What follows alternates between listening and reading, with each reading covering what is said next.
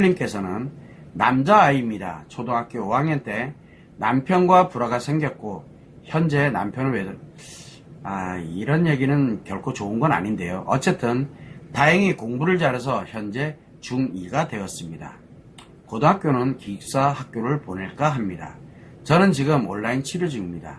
아이가 기숙 학교 생활과 잘 적응해 갈 수 있도록 건강하게 자랄 수 있도록 하는 방법이 무엇일까요? 자, 김별님께는 말씀드립니다. 본인 지금 치료 중이시라면서요. 그러면 치료에 집중하세요. 치료에 집중을 하고 아마 그 치료 과제를 보시게 되면은 그 여성인데 치료 과제에 보면은 심리치료센터의 치료 과제를 보면 아들과 딸을 치료하는 방법이라는 영상이 있습니다. 그거를 참고를 해서 남자아이 즉 아들에게 그대로 적용만 하시면 됩니다. 마더 테라피의 극히 일부분이거든요. 그래서 그거를 그대로 적용을 하면 아들은 원활하게 건강하게 잘 적응하고 건강하게 잘 자랄 수 있게 됩니다. 그래서 김별님께서는 자기 치료에 집중을 하시고 그리고 아들에 관련된 부분에 대해서는 아들과 딸을 치료하는 방법에 대한 영상을 참고를 해서 그대로 아들에게 적용을 하시게 되면 별 문제 없이 진행이 될 겁니다.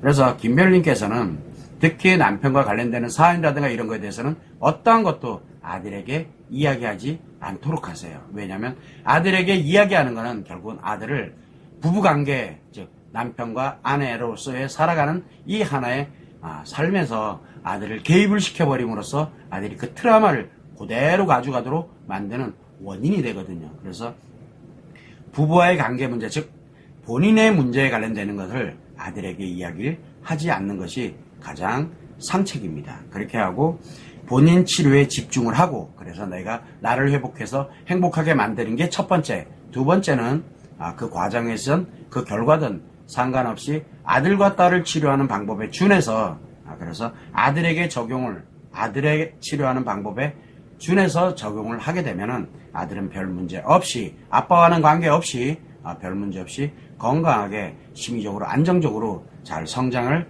해 갈 겁니다. 그것만 참고를 해주시면 좋을 것 같아요. 그만큼 엄마와 아빠가 됐던 성인이 됐던 본인의 치료가 굉장히 중요한 겁니다. 내가 치료되지 않으면 아이는 이유야를 막론하고 양육도 안 되고 치료도 안 됩니다.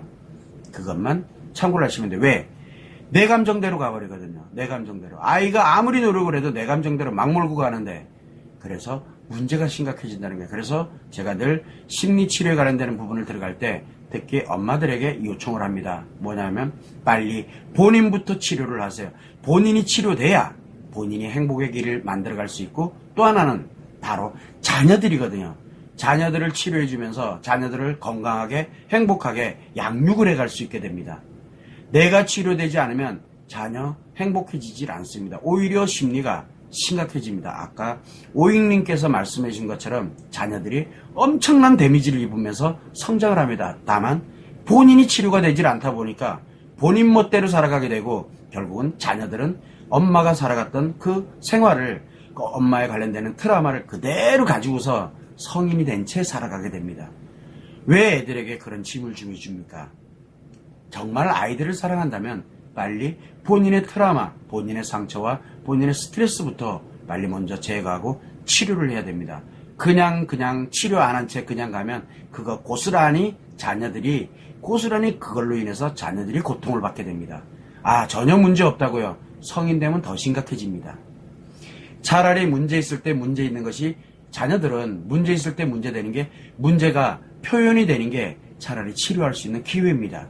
그런데 그걸 다 억압하고 눌러놓게 되면 엄마가 볼 때 분명히 문제가 있는데 엄마가 볼 때 멀쩡하거든요. 멀쩡한 게 아니에요.